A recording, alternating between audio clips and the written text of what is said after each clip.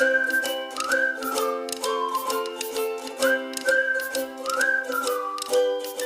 बच्चों, today we will learn class 9 math chapter 11 exercise 11.1 question number 5th and 6th। बच्चों, इस video में हम लोग क्या करेंगे, एक्सरसाइज 11.1 के question number 5th and question number 6th को सॉल्व करेंगे और समझेंगे। तो चलिए मैं क्या करता हूँ, हम लोग क्वेश्चन नंबर 5 कॉपी में लिख करके ही समझाता हूँ। तो देखिए बच्चे, क्वेश्चन नंबर 5 यहाँ नोट डाउन है। तो पहले क्वेश्चन बोल क्या रहा है उसको समझते हैं। तो बोला जा रहा है कि A B C D is a rectangle. A B C D क्या है, एक रेक्टेंगल है। तो बोलोगे सर रेक्टेंगल तो कहीं दिख नहीं रहा है। तो बच्चे आपको बनाना पड़ेगा ना, ए बी सी डी एक रेक्टेंगल है। तो ऐसे करिए, आप स्केल की हेल्प से बनाइएगा ना। ए बी सी डी क्या है बच्चे, एक रेक्टेंगल है। तो आपने क्या कर लिया, बना लिया ऐसे, A B C D is a rectangle. इसका नेमिंग कर दो, ऐसे कर दो, A B C D. A B C D is a rectangle in which diagonal A C bisect. अच्छा, यहाँ पर 2 बार लिख दिया हो ना। In which diagonal A C bisect both the angles A and C. तो ये जो डायगोनल है ना ए सी, ये क्या कर रहा है बच्चे, ये क्या कर रहा है, जो डायगोनल ए सी है ये इस एंगल को, एंगल ए को और एंगल सी को क्या कर रहा है, बाइसेक्ट कर रहा है। तो देखिए बाइसेक्ट कर रहा है, इट मीन्स बाई, बाई मतलब होता है बच्चे 2 और सेक्ट मतलब होता है बच्चे equal parts. It means this angle is equal to this angle and this angle is equal to this angle. अब बच्चे समझने वाली बात ये है ना कि बच्चे ये भी 90 होता है और ये भी 90 होता है। सर कैसे आप बोल सकते हो कि 90 होता है? बच्चे रेक्टेंगल का ईच एंड एवरी एंगल क्या होता है बच्चे, 90 डिग्री होता है। तो बच्चे ये भी 90 है और ये भी 90 है। और जब मैं इसका हाफ निकालूंगा, ये हाफ निकालूंगा, तो ये कितना होगा? तो बोलोगे सर ये 45 होगा। और ये कितना होगा? 45। तो ये कितना होगा? ये भी 45। ये कितना होगा? ये भी 45। इट मीन्स ये एंगल 1 जो होगा ना वो 2 के इक्वल होगा, और जो ये 2 होगा ना बच्चे 3 के, और ये 4 के। मतलब कि चारों क्या होंगे, इक्वल इक्वल होंगे। 1 2 3 4 क्या होंगे, इक्वल इक्वल होंगे। क्यों? क्योंकि सारे क्या होंगे बच्चे 45 डिग्री के होंगे। आगे बोला जा रहा है then prove that A B C D is a square. चलिए मैं क्या करता हूँ, आप लोग को लिख करके समझाना चालू करता हूँ। तो सबसे पहले हम लिखते हैं कि गिवन क्या है हम लोगों के लिए। तो गिवन है हमारे लिए कि A B C D is a rectangle in which diagonal A C bisects angle A and angle C. इसे क्या कर रहा है बच्चे, बाइसेक्ट कर रहा है एंगल ए और सी को। ठीक है, ये गिवन हो गया। टू प्रूफ क्या करना है, टू प्रूफ डेट भी लिख सकते हो या टू प्रूफ भी लिख सकते हो। टू प्रूफ करना है ना फर्स्ट कि ये ए बी सी डी ना, जो बोला था कि ए बी सी डी एक रेक्टेंगल है, वो रेक्टेंगल नहीं है। एक्चुअली में क्या है, A B C D is a square. A B C D क्या है, एक स्क्वायर है। इसको प्रूफ करना है। और सेकंड प्रूफ करना है कि ये जो डायगोनल बी डी है ना, ये क्या कर रहा है बच्चे, ये बाइसेक्ट्स कर रहा है both angles B and D को। ये क्या कर रहा है, बाइसेक्ट कर रहा है। मतलब कि जब मैं यहाँ से डायग्राम बनाऊंगा ना बच्चे, तो है ना ये ना, जैसे ये बाइसेक्ट कर रहा था एंगल ए और सी को, वैसे ही बी डी भी बाइसेक्ट करेगा एंगल बी और एंगल डी को। ठीक है ना। तो मैं करता हूँ प्रूफ। अब लिखता हूँ, क्या लिखता हूँ, प्रूफ लिखता हूँ। तो मैं बोलूँगा प्रूफ। तो अब स्टार्ट कहाँ से करें, तो बच्चे स्टार्ट यहीं से करते हैं ना, कि हमको पता है ना कि 1 2 3 4 इक्वल इक्वल है। तो कैसे इक्वल है बताना पड़ेगा उसको। तो पहला पॉइंट डालते हैं हम लोग। तो हम बोलेंगे कि since A C bisect angle A and angle C in the rectangle A B C D. कि क्या कर रहा है बच्चे, ये जो ए सी है ना, ये जो ए सी है ना बच्चे, वो क्या कर रहा है, बाइसेक्ट कर रहा है एंगल ए और सी को इन द रेक्टेंगल के अंदर। तो आप बोल सकते हो कि देयर फॉर एंगल 1 जो होगा बच्चे वो इक्वल होगा एंगल 2 के, और एंगल 2 जो होगा बच्चे वो इक्वल होगा एंगल 3 के, और एंगल 3 जो होगा बच्चे वो इक्वल होगा एंगल 4 के। क्यों? तो बोलोगे ना since each is equal to 90 degree divide by 2 that is 45 degree की। दोनों क्या मतलब कि सभी क्या है बच्चे 45 डिग्री के हैं। तो अब हम लोग बोल सकते हैं ना, सपोज करो कि है ना, अब ना ये वाला ट्रायंगल ले लो। कौन सा ट्रायंगल, ये वाला ट्रायंगल ले लो। तो ये ट्रायंगल हम लोग लेते हैं। सर ये ट्रायंगल क्यों ले रहे हैं बच्चे, क्योंकि देखिए बच्चे हम लोग को प्रूफ करना है कि ए बी सी डी क्या है, कि स्क्वायर है। और स्क्वायर और रेक्टेंगल में क्या डिफरेंस होता है, तो बस सिंपल सा डिफरेंस यही होता है ना कि स्क्वायर के ऑल साइड इक्वल होते हैं और रेक्टेंगल के अपोजिट साइड इक्वल होते हैं। तो देखिए बच्चे ये साइड इस साइड के इक्वल है and this side equal to this side है। अगर मैं ऐसा प्रूफ कर दूं ना कि ये वाला साइड भी इसके इक्वल है, इट मीन चारों क्या हो जाएंगे, इक्वल हो जाएंगे। समझ में आ रहा है? अगर ये 5 है तो ये भी 5 है, अगर ये 10 है तो ये भी 10 है। मुझे प्रूफ करना है ना कि this side equal to this side है। तो मैं कैसे प्रूफ करूंगा, तो मैं बोलूँगा ना, ऐसे करके मैं बोलूँगा कि in therefore in triangle A D C in triangle ADC में मैं बोल सकता हूँ ना कि ये जो है बच्चे ये एंगल 1 जो है ना बच्चे वो एंगल 3 के क्या है इक्वल है, क्योंकि सभी क्या है 45 डिग्री के, तो बोलूँगा ना कि एंगल 1 जो है ना बच्चे वो एंगल 3 के इक्वल है। तो अब सर इक्वल है इसका मतलब क्या है, तो इक्वल है ना तो मैं बोल सकता हूँ ना कि एंगल 1 के अपोजिट का ये साइड मतलब कि सी डी, एंगल 1 के अपोजिट का साइड सी डी ये इक्वल होगा एंगल 3 के अपोजिट का ये साइड ए डी के क्या होगा इक्वल होगा।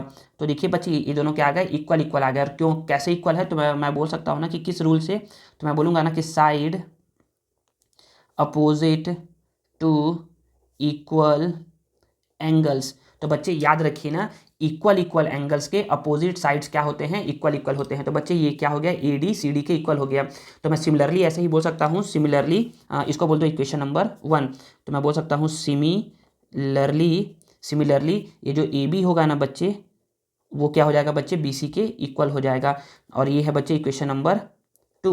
तो मैं यहाँ पर ऐसा बोल सकता हूँ कि by equation 1 and 2, by equation 1 and 2 से मैं ऐसा बोल सकता हूँ कि A B equal B C equal C D equal A D, सभी क्या हो गए बच्चे इक्वल हो गए। या तो आप यहाँ से भी समझ सकते थे ना, यहाँ से भी समझ सकते थे कि देखिए यहाँ 1 2 3 4 चारों इक्वल है, तो 1 के अपोजिट का सी डी, 2 के अपोजिट का बी सी, 3 के अपोजिट का ए डी और 4 के अपोजिट का ए बी, चारों क्या होंगे इक्वल होंगे। यहाँ से भी समझ सकते थे, ठीक है ना। तो चारों इक्वल है तो हम लोग बोल सकते हैं कि 10 quadrilateral A B C D is a rectangle. और ये क्या हो गया हमारा हैंस प्रूव्ड। और ये हमारा अभी आया है फर्स्ट आंसर, क्या आया है फर्स्ट आंसर आया है। हमको अभी सेकंड निकालना, सेकंड ये निकालना है ना कि ना ये जो बी डी है ना बच्चे बी डी क्या कर रहा है एंगल बी और एंगल डी को भी क्या कर रहा है बाइसेक्ट कर रहा है। तो बच्चे याद रखिए सेकंड में आप लोग को बता दूं यहाँ पर देखिए सेकंड याद रखिए बच्चे, अगर कोई स्क्वायर होता है, अगर सिंपल सपोज यहाँ सपोज करिए कि ना देखिए ये क्या है कि स्क्वायर है, तो याद रखिएगा कि स्क्वायर का जो भी डायगोनल होता है ना वो क्या करता है उसके एंगल को बाइसेक्ट करता है। ये एक रूल है मतलब कि रूल नहीं है, मतलब समझिए कि एक तरीके का प्रॉपर्टी है कि जैसे कि स्क्वायर के each and every angle 90 degree के होते हैं, वैसे ही स्क्वायर के जो डायगोनल होते हैं ना वो क्या करते हैं एंगल को बाइसेक्ट करते हैं, क्या करते हैं एंगल को बाइसेक्ट करते हैं। तो यहाँ पर आप बोल सकते हो कि in a square diagonals bisect the angles की डायगोनल क्या करते हैं बाइसेक्ट करते हैं। तो आप बोल सकते हो कि so B D bisect angle B and angle D. और ये क्या हो गया बच्चे हैंस प्रूव्ड हो गया, क्या हो गया हैंस प्रूव्ड। ये आपका क्या आ गया आंसर सेकंड आ गया, ठीक है। तो बच्चे इस तरीके से क्या होता है हमारा क्वेश्चन नंबर 5 ओवर होता है। नेक्स्ट हम पढ़ते हैं क्वेश्चन नंबर 6 और उसको समझते हैं। देखिए बच्चे क्वेश्चन नंबर 6 यहाँ नोट डाउन है, तो पहले क्वेश्चन नंबर 6 को पढ़ लेते हैं फिर समझते हैं कि क्या क्या इसमें गिवन है और क्या क्या प्रूफ करना है। तो क्वेश्चन है triangle A B C and D E F are such that, triangle A B C और डी ई एफ कुछ इस तरीके से है that A B and B C are equal. तो देखिए ना A B and B C are equal and parallel to, okay. A B जो है ना बच्चे वो इक्वल एंड पैरेलल है डी ई के, ए बी जो है वो इक्वल एंड पैरेलल है डी ई के। ये बना दिया बच्चे पैरेलल, ए एरो मतलब है कि पैरेलल है, ये वाला इसके पैरेलल है, ठीक है ना। एंड जो बी सी है ना बच्चे वो इक्वल एंड पैरेलल है किसके ई एफ के। जो ये बी सी है वो इक्वल एंड पैरेलल है किसके ई एफ के। यहाँ पर बना देता हूँ मैं डबल एरो, इट मीन्स ये डबल एरो इस डबल एरो की मतलब कि पैरेलल है। आगे रेस्पेक्टिवली मतलब कि पहले ए बी बोला तो पहले डी ई के बारे में बात होगा, फिर बी सी बोला फिर तो ई एफ के बारे में बात होगा, ये है बोलने का मतलब। और proof that A C and D F are equal and parallel, अच्छा प्रूफ करना है ना कि ए सी और डी एफ इक्वल होंगे और पैरेलल होंगे। बच्चे देखिए इसका 2 मेथड है और दोनों मेथड ईजी है, आपको दोनों मेथड मैं बता दूंगा, जो पसंद आए उससे आप लोग सॉल्व करिएगा। तो पहले बताता हूँ मैं फर्स्ट मेथड। तो यहाँ पर लिखेंगे पहले गिवन में बोलोगे ना कि जो गिवन है पहले उसको लिखते हो। गिवन क्या है, तो गिवन है कि triangle A B C and triangle D E F, ये गिवन है in which A B equal D E and A B parallel D E है। Also B C equal E F and B C parallel E F है। I think ये समझ में आया होगा यहाँ तक आप लोगों को, ठीक है ना, यहाँ तक समझ में आ गया होगा। फिर उसके बाद क्या है, to prove, to prove, proof क्या करना है, प्रूफ करना है ना कि ये A C equal D F, A C equal D F है and A C parallel D F है, इसको प्रूफ करना है। चलिए प्रूफ करना स्टार्ट करते हैं हम लोग। तो हम लोग बोलेंगे ना कि ना, चलिए ना क्या करता हूँ मैं ना, दोनों ट्राइंगल को ना कॉन्ग्रुएंट प्रूफ कर देता हूँ। तो मैं बोलूँगा ना कि अच्छा ऐसे कर बोलूँगा कि in triangle A B C and triangle D E F, तीन चीज़ हमको इक्वल इक्वल प्रूफ करना है। तो मैं बोलूँगा ना कि पहला मैं ट्राइंगल ले रहा हूँ ये ए बी सी, और सेकेंड में ट्राइंगल ले रहा हूँ ये वाला डी ई एफ। तो देख करके लग रहा होगा ना आपको कि क्या क्या दो चीज़ तो इक्वल इक्वल दिख रही होगा आप लोगों को, थर्ड नहीं दिख रहा होगा, वो मैं दिखा दूंगा कैसे क्या है। देखो तो बोलोगे ना कि ना इस ट्राइंगल में ना बोलोगे यहाँ पर कि इन ट्राइंगल ए बी सी, तो ए बी सी बोलोगे ना कि सर कि ना ग्रीन वाले ट्राइंगल का ए बी ब्लैक वाले ट्राइंगल के डी के इक्वल है। बिल्कुल ये क्या है बच्चे, गिवन है। क्या है ये, गिवन है। फिर बोलोगे सर ग्रीन वाले ट्राइंगल का जो बी सी है ना वो क्या है, ब्लैक वाले ट्राइंगल के ई एफ के इक्वल है। बिल्कुल बच्चे। अब थर्ड चीज क्या इक्वल है, बोल ये मत बोल देना कि सर ए सी डी एफ के इक्वल है बच्चे, तो प्रूफ करना है। तो बोलोगे ना सर कि ये देखिए सर ये दोनों लाइन क्या है, पैरेलल है, ये दोनों लाइन क्या है सर, पैरेलल है। और जब ये लाइन पैरेलल है ना सर, तो ना इसका ना ये सर ये वाला एंगल, ये करस्पॉन्डिंग एंगल सर क्या होते हैं, इक्वल इक्वल होते हैं। क्या होते हैं, करस्पॉन्डिंग एंगल इक्वल इक्वल होते हैं। सर समझ में नहीं आया, देखिए जब भी कोई लाइन पैरेलल होता है और ऐसे करके कोई लाइन इंटरसेक्ट करते हुए जाता है ना, पहले मैं यहाँ पर लिख दूँ ना कि ना यहाँ पर ये बी सी है और ये क्या है ई एफ है, और यहाँ पर ये ऐसे करके यहाँ पर ये ए बी वाला लाइन गया है, और ऐसे करके पैरेलल करके गया है यहाँ पर डी वाला लाइन। तो बच्चे ये वाला एंगल क्या होगा बच्चे, इसके इक्वल होता है। याद रखिएगा ना, याद रखिएगा कि क्या है, करस्पॉन्डिंग एंगल। तो बोलोगे ना कि angle A B C, angle A B C ये इक्वल होगा एंगल डी ई एफ के, एंगल डी ई एफ के। ये क्या है बच्चे, ये है करस्पॉन्डिंग एंगल है। क्या है, करस्पॉन्डिंग एंगल है। तो आप ऐसा करके बोल सकते हो corresponding angle since A B parallel D E and B C parallel E F है, इसलिए आप ऐसा बोल दिए हो। तो आप बोलोगे ना कि ना therefore triangle A B C is congruent to triangle D E F. अगर आप नहीं बोलना चाहते हो, रफ में करके दिखाऊंगा कैसे डी ई एफ के इक्वल होगा। तो बाय कौन सा रूल से, तो बोलोगे सर यहाँ पर साइड का बात किए, फिर एंगल का बात किए, और फिर साइड का बात किए। तो बोलोगे कि by side angle side congruency criteria, criteria या क्राइटेरियन भी बोलते हैं ना, क्राइटेरिया से ये दोनों क्या बच्चे, ट्राइंगल कॉन्ग्रुएंट है। तो बच्चे देखिए ना, अब यहाँ पर ना मैं बता दूं ना, देखिए ए बी डी के इक्वल है, तो ये ए बी डी के इक्वल है। फिर ये बी सी ई एफ के, फिर बी सी ई एफ के। तो बिल्कुल सही लिखा हूँ मैं। तो ये है बच्चे बोलने का मतलब। अब मैं ऐसा बोल सकता हूँ ना कि जब मैं इस ट्राइंगल को जब ये दोनों कॉन्ग्रुएंट प्रूफ हो गए हैं, तो अब मैं क्या करूँगा, इस ट्राइंगल को उठा करके जब इसके ऊपर रखूंगा ना, इसको उठा कर जब इसके ऊपर रखूंगा तो पता चलेगा ना कि ये ए सी क्या होगा बच्चे, डी एफ के इक्वल होगा। तो मैं बोल सकता हूँ कि देयरफॉर, या फिर बोल सकता हूँ सो ए सी इक्वल क्या होगा बच्चे, डी एफ होगा। ए सी इक्वल क्या होगा बच्चे, डी एफ हो जाएगा। और अब मैं बोलूँगा ना कि जैसे क्या था बच्चे, ये वाला इस यहाँ पर क्या था, करस्पॉन्डिंग एंगल बन रहा था करस्पॉन्डिंग एंगल। तो बच्चे देखोगे ना, तो ना ये जब मैं उठा करके उसका ऐसे रखूंगा इसके ऊपर, तो ये वाला एंगल जो होगा ना बच्चे, वो ना इस एंगल के क्या हो जाएगा, इक्वल हो जाएगा। और जब ये इस एंगल के इक्वल हो जाएगा, इट मीन्स कि ये जो लाइन है ना बच्चे, ये पैरेलल लाइन है, तभी क्या होगा, ये इक्वल होगा। तो मैं बोल सकता हूँ कि यहाँ पर इक्वल इक्वल है ये, तो मैं बोलूँगा इसको बाय सीपीसीटी, ठीक है। और मैं बोलूँगा ना कि since angle A C B equal होगा एंगल डी एफ ई के, ये भी by C P C T ही है, by C P C T है। तो बोलोगे ना, ऐसा करके बोलोगे कि since one pair of corresponding angles are equal, therefore ये जो ए सी होगा ना बच्चे, वो डी एफ के क्या हो जाएगा, पैरेलल हो जाएगा। therefore ये जो ए सी है ये क्या हो जाएगा बच्चे, डी एफ के पैरेलल हो जाएगा। और पैरेलल हो गया तो बस इतना काफ़ी है। तो फिर तो हम बोल सकते हैं कि 10 जो प्रूफ करना था कि A C equal D F, 10 A C equal D F and A C parallel D F है। और ये क्या हो गया है आपका, हैंस प्रूव्ड हो गया है और यही आपका प्यारा सा आंसर है। अब एक सेकंड मेथड देख लीजिए। सेकंड मेथड बहुत इजी है, उतना कोई डिफिकल्ट है नहीं सेकंड मेथड। सेकंड मेथड से ज़्यादा अच्छे समझ में आ सकता है आप लोगों को, मुझे ऐसा लगता है। देखिए बच्चे, सेकंड मेथड क्या है ना, सेकंड मेथड में आप लोग को बता दूं मैं। सेकंड मेथड में देखिए हम लोग क्या करेंगे, थोड़ा सा तामझाम करना पड़ेगा, लेकिन है बहुत आसान है। ये ऐसे करके एक ट्राइंगल बना है ना, ये ABC, फिर एक और ट्राइंगल बना है ऐसे करके, ये बना है ऐसे करके ABC, और ये बना है DEF, और ये ऐसे करके बना है, ऐसे करके बना है, ऐसे करके बना है। ठीक है ना। तो मैं यहाँ पर बोल सकता हूँ कि यहाँ तक तो बस सेम टू सेम पूरा ऐसे ही लिखना है, पूरा ऐसे ही लिखना है। फिर प्रूफ में लिखोगे ना, प्रूफ में पहले आप बोलोगे ना, प्रूफ में आप बोलोगे ऐसे करके बता रहा हूँ, प्रूफ में आप बोलोगे,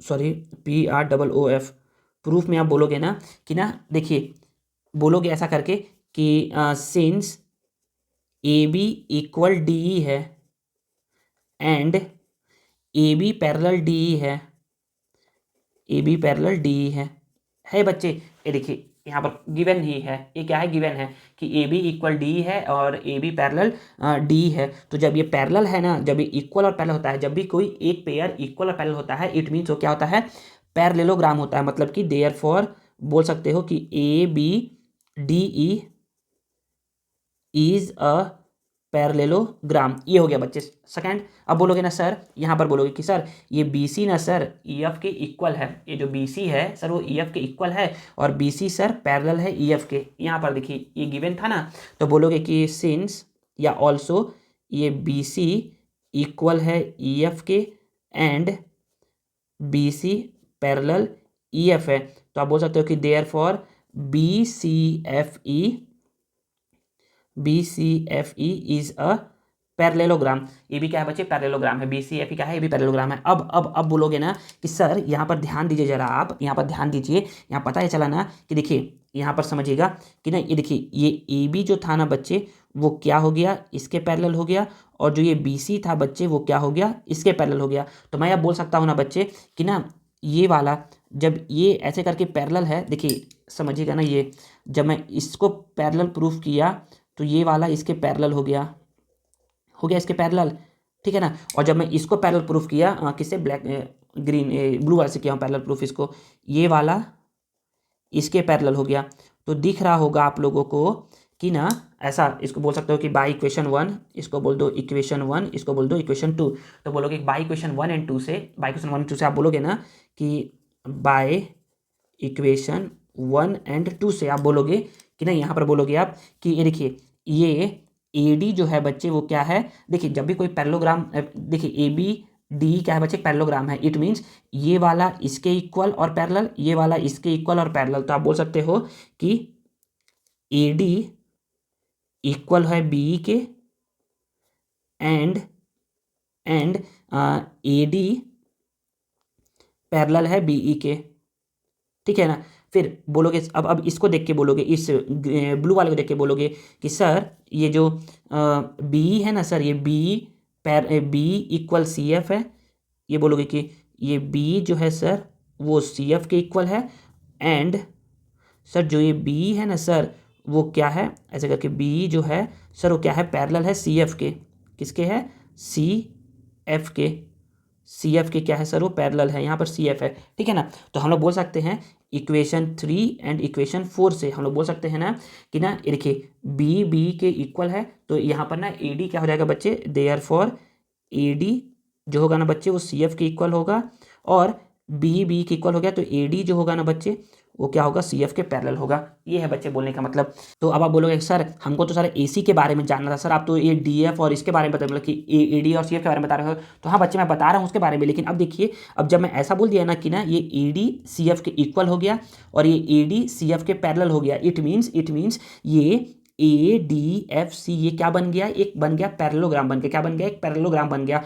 तो हम बोल सकते हैं कि therefore ADCF is a parallelogram. और जब ये पैरेललोग्राम है, इट मीन्स देखो ये वाला क्या है, पैरेललोग्राम है, ये वाला क्या है बच्चे, पैरेललोग्राम है। इट मीन्स ये जो AC होगा ना, तो बोल सकते हो कि सो AC इक्वल हो जाएगा, AC इक्वल हो जाएगा DF के, एंड ये AC जो होगा वो पैरेलल होगा DF के।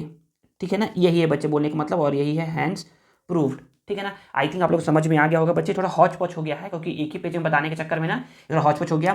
तो बच्चे ना क्या करते हैं ना, इस मेथड से ज़्यादा अच्छे समझते हैं, ज़्यादा अच्छे से समझते हैं इस मेथड को, क्योंकि इसमें बस पैरेललोग्राम प्रूफ करना है और अपना आंसर लेकर के आना है। इसमें बच्चों को थोड़ा दिक्कत होगा करस्पॉन्डिंग एंगल में, लेकिन अगर समझ में आ गया है तो वेल एंड गुड। जिसको इससे समझ में आया है वो इससे बना लो, जिसको इससे समझ में आया है वो इससे बना लो, ठीक है ना। थोड़ा सा आराम से बनाइएगा, समझ के बनाइएगा, साफ साफ बनाइएगा ना, ठीक है बच्चे। तो इस तरीके से क्या होता है, इस तरीके से हमारा एक्सरसाइज 11.1 का क्वेश्चन नंबर 1 2 3 4 5 6 क्या होते हैं बच्चे, ओवर होते हैं।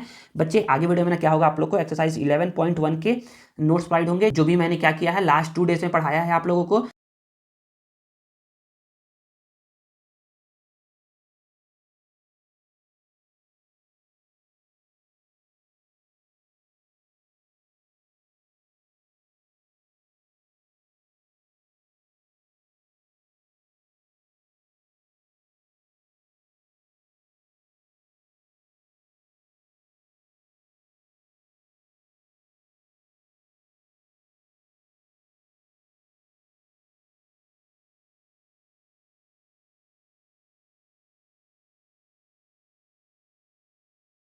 बच्चों आप हमसे कनेक्ट रहने के लिए ना हमारे टेलीग्राम चैनल को ज्वाइन कर सकते हैं, जिसका लिंक आपको वीडियो के डिस्क्रिप्शन में मिल जाएगा। आई होप आपको वीडियो यूजफुल लगा होगा और आपको कुछ नया सीखने को जरूर मिला होगा। अगर आपको वीडियो पसंद आया है ना तो please please please please please video को लाइक करिए, कमेंट करिए और इसमें दोस्तों के साथ शेयर करिए और चैनल को सब्सक्राइब करना मत भूलिएगा। मिलते हैं नेक्स्ट वीडियो में।